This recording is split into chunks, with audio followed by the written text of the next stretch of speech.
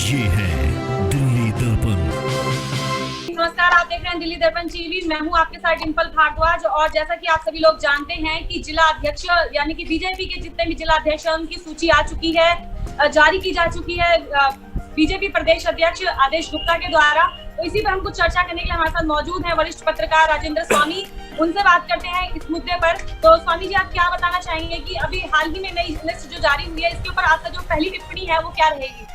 ये बिल्कुल चौंकाने वाली है ये लिस्ट भी, जिस तरह से लगातार चौंकाने वाले नाम सामने आ रहे हैं बीजेपी में। जब प्रदेश अध्यक्ष आदेश गुप्ता का भी जब नाम आया था तो बिल्कुल अनएक्सपेक्टेड था, वो कहीं दौड़ में शामिल नहीं थे। लेकिन अब जब आज बीजेपी ने अपने तमाम जो जिलाध्यक्ष हैं 14 जिलाध्यक्ष हैं, उन नामों की लिस्ट बीजेपी ने जारी की है, जिसमें केवल 2 जिलाध्यक्षों को छोड़ करके सभी जो 12 के 12 अध्यक्ष जिलाध्यक्ष बनाए गए हैं वो बिल्कुल नए चेहरे सामने लेकर के आए हैं। तो बीजेपी ने बिल्कुल ये क्लियर कट मैसेज दे दिया है कि जो प्रदेश की जो लिस्ट आने वाली है, हो सकता है कि वो कल तक आ जाए।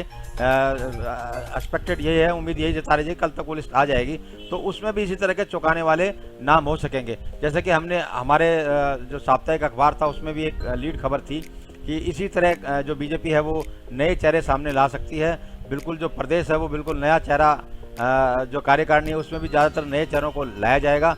इस तरह की संभावना पहले ही जता चुके थे, क्योंकि लगातार 28 साल के बाद। मैं ये जानना चाहूंगी कि नए चेहरे यहाँ पर बार बार बीजेपी अब लगातार लेकर आ रही है, तो नए चेहरे वाला जो ये फॉर्मूला बीजेपी अब दिल्ली में खेलने की शुरुआत कर रही है, क्या ये फॉर्मूला काम आएगा? क्योंकि अब जल्द ही निगम के चुनाव आने वाले हैं, तो क्या लगता है फॉर्मूला काम आएगा?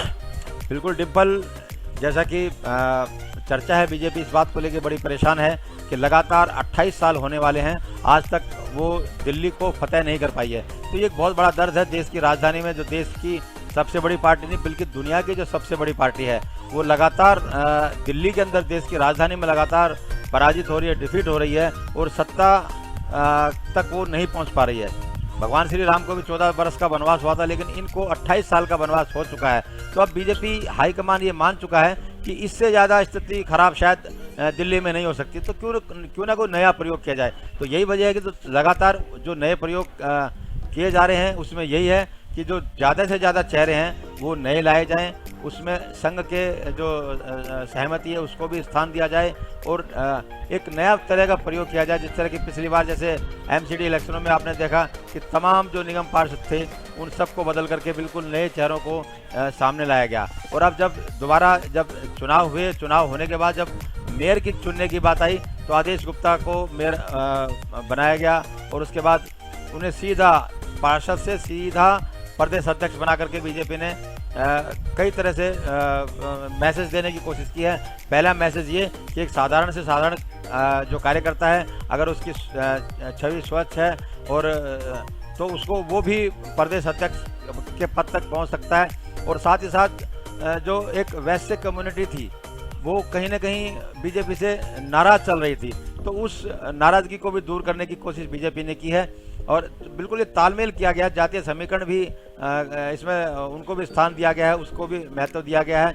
और अब ये मन बना चुकी है बीजेपी कि जो लीडरशिप है उसको बदल दिया जाए। जो बहुत पुराने हैं, पहले भी ये हो चुका है, जो भी 65 साल से ऊपर के जितने नेता हैं उनको रिटायर किया जा रहा है और हालांकि उनकी सहमति को स्थान दिया जा रहा है, ये बात जरूर कही जा रही है। लेकिन बावजूद इसके जो चयन की जब बात आती है तो तमाम नए चेहरों पे भरोसा जताया जा रहा है। ये जिलाध्यक्ष यहाँ पर हम आपसे ये जानना चाहेंगे कि नए चेहरों को तो यहाँ जगह मिल रही है, लेकिन जो पुराने चेहरे बहुत समय से काम कर रहे थे और उम्मीद कर रहे थे कि उनको जगह मिलेगी जिला अध्यक्ष के पद के लिए, उनको नहीं मतलब मौका मिला और नए चेहरों को यहाँ पर बना दिया गया है जिला अध्यक्ष। क्या गुटबाजी आपको लगता है कि हो जाएगी अब बीजेपी के अंदर? नहीं, कोई बड़े जो नए चेहरे, जो भी बीजेपी के बड़े चेहरे थे जो वो कहीं जिलाध्यक्ष पद की दौड़ में नहीं थे। उसकी वजह ये है कि जो प्रदेश अध्यक्ष बनने के बाद कंफर्ट फील नहीं कर रहे थे तमाम जो बड़े नेता हैं, क्योंकि वो आदेश गुप्ता को जूनियर मान रहे थे, तो उनके नीचे काम करना उन्हें कंफर्ट फील नहीं कर रहा था। यही वजह थी कि जो इतनी रस्साकसी चल रही थी। हालांकि उनकी ये मंशा जरूर थी कि जो उनके जो समर्थक हैं उनको जगह मिल जाए, उनको जिलाध्यक्ष बना दिया जाए, तो उसमें भी वो कामयाब नहीं हो पाए। जैसे कि हम केशवपुरम जिले की बात करें, केशवपुरम में राजकुमार भाटिया को जिलाध्यक्ष बनाया गया है। जबकि रेखा गुप्ता प्रबल दावेदारी रेखा गुप्ता की बताई जा रही थी। जो हर्षवर्धन है, केंद्रीय मंत्री हैं, यहाँ से लोकल सांसद हैं, उनका समर्थन उन्हें प्राप्त था। ये कयास लगाए जा रहे थे बीजेपी हलकों में भी। इसी तरह अगर हम नॉर्थ वेस्ट डिस्ट्रिक्ट में बात करें, नॉर्थ वेस्ट जिले में जो विजेंद्र गुप्ता के जो पसंद थी लोचन गुप्ता, वो बताए जा रहे थे। तो और भी कुछ नाम उसमें सामने आ रहे थे, लेकिन वहाँ से देवेंद्र सोलंकी को जिलाध्यक्ष बनाया गया। तो कुल मिलाकर के कोई बड़े नेताओं की सहमति को ही स्थान मिला हो ऐसा भी नहीं है, लेकिन यह है कि 2 जिलाध्यक्षों को मौका दिया है और बाकी जो तमाम जिलाध्यक्ष हैं वो नए बनाए गए हैं। और उसके बाद ये उम्मीद की जा रही है जो प्रदेश की जो कार्यकारिणी होगी वो भी कुछ ऐसी तरह की होगी।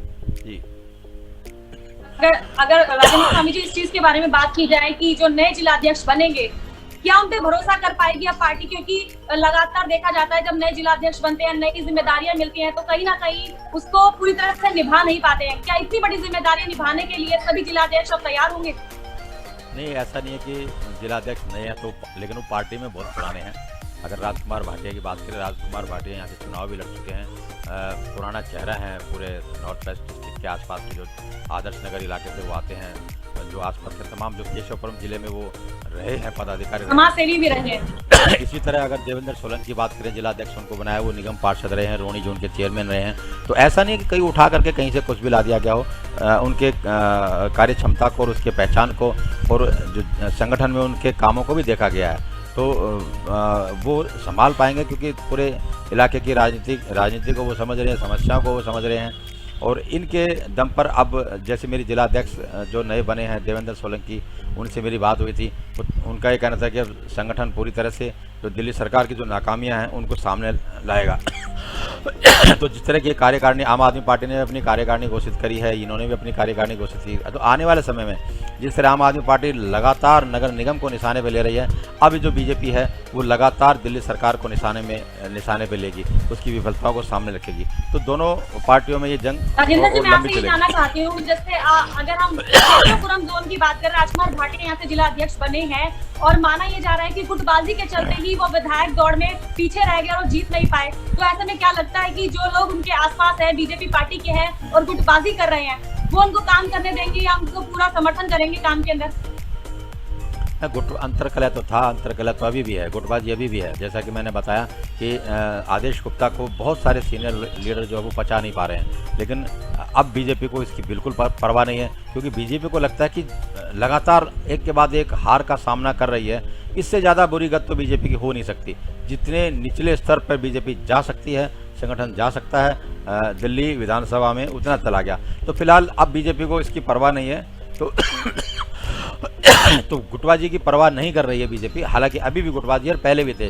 विधानसभा चुनाव में आपने देखा अमित शाह खुद मैदान में जटे हुए थे, रात दिन वो लगातार दिल्ली चुनाव में उन्होंने जी जान लगा दी थी, तमाम एमपी उतार दिए थे, कई केंद्रीय मंत्री उतार दिए थे, लगभग 200 एमपी जो थे वो लगातार मैदान में उतार दिए थे। तो उस हार का जो ठीकरा है वो भी गुटबाजी के सर पर फोड़ा जा रहा था। तो अब बीजेपी ने गुटबाजी की चिंता छोड़ करके संगठन को एक नए तरीके से नए ताजगी देने की कोशिश कर रही है। नए चेहरे, ऐसे चेहरे लाए जा रही है जिसमें संघ का भी जिनको सहमति हो, जिनकी इमेज भी अच्छी हो और युवा हो।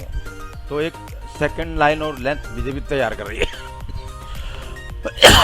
अगर हम निगम की बात करें तो लगातार बीजेपी की जो छवि है निगम के अंदर खराब हो रही है। भ्रष्टाचार के लगातार आरोप लगा रही है आम आदमी पार्टी। कई भ्रष्टाचार के ऐसे जो मुद्दे हैं वो सामने लेकर आई है।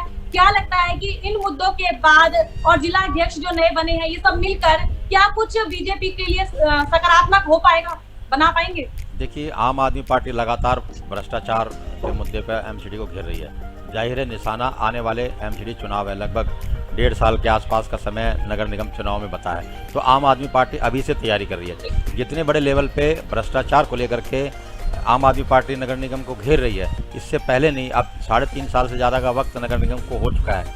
कई नगर निगम में नेता आए, लेकिन इतने बड़े लेवल पे भ्रष्टाचार को कभी मुद्दा उन्होंने बनाया नहीं। अब जो तमाम जो मुद्दे उठाए जा रहे हैं एमसीडी के से जुड़े हुए वो पहले नहीं उठाए। तो ये बिल्कुल सीधी जाहिर सी बात है कि ये सारी मशक्क़त दोनों पार्टियों की नगर निगम चुनाव को ध्यान में रख करके है और कोशिश है कि एक दूसरे को घेरा जाए। तो ये माहौल और थोड़ा सा आने वाला समय में और गर्माएगा। आम आदमी पार्टी सरकार को बीजेपी घेरेगी और बीजेपी को जो आम आदमी पार्टी है नगर निगम में उसे घेरेगी। तो ये सब चीज़ें अभी चलेंगी।